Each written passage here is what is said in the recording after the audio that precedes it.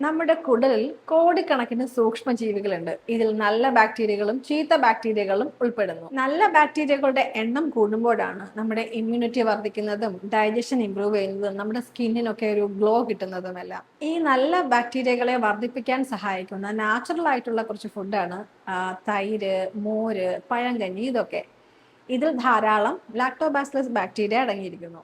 തൈരും മോരും പഴകഞ്ഞും ഒക്കെ ഭക്ഷണത്തിൽ ഉൾപ്പെടുത്തുമ്പോൾ ഈ ലാക്ടോബാസിലസ് ബാക്ടീരിയകൾ നമ്മുടെ കുടലിലെത്തുകയും അവിടെയുള്ള നല്ല ബാക്ടീരിയകളെ വർദ്ധിപ്പിക്കുകയും ചെയ്യുന്നു. ഇതുവഴി ദഹനം ഇംപ്രൂവ് ആവുന്നു, ഇമ്മ്യൂണിറ്റി വർദ്ധിപ്പിക്കുന്നു. ഈ നല്ല ബാക്ടീരിയകളെ അല്ലെങ്കിൽ പ്രോബയോട്ടിക്സിനെ ശരീരത്തിൽ മെയിൻറ്റെയിൻ ചെയ്യുന്നതിന് പ്രീബയോട്ടിക്സ് ആവശ്യമാണ്.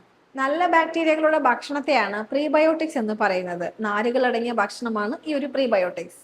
വാഴപ്പഴം, പയറുവർഗ്ഗങ്ങൾ, ഉള്ളി, വെളുത്തുള്ളി ഇവയൊക്കെ ഭക്ഷണത്തിൽ ഉൾപ്പെടുത്തുന്നത് വഴി നല്ല ബാക്ടീരിയകളുടെ ആ ഒരു നിലനിർത്തി കൊണ്ടുപോകാൻ സാധിക്കാറുണ്ട്. അതുപോലെ ആന്റിബയോട്ടിക്സിന്റെ അമിത ഉപയോഗം ഈ നല്ല ബാക്ടീരിയകൾക്ക് ഒരു ഭീഷണിയാണ്. അപ്പോൾ ആവശ്യത്തിന് മാത്രം ആന്റിബയോട്ടിക്സ് ഉപയോഗിക്കുക. ജങ്ക് ഫുഡ്സ്, പഞ്ചസാരയൊക്കെ വളരെ കുറയ്ക്കുക.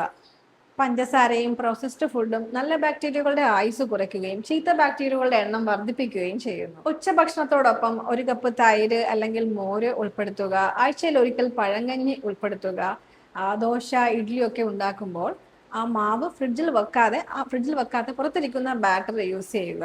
ഈസ്റ്റിന്റെ ഉപയോഗം കുറയ്ക്കുക. ഇങ്ങനെയൊക്കെ ചെയ്താൽ തന്നെ നമുക്ക് ആ പ്രോബയോട്ടിക്സ് നിലനിർത്താൻ സാധിക്കും.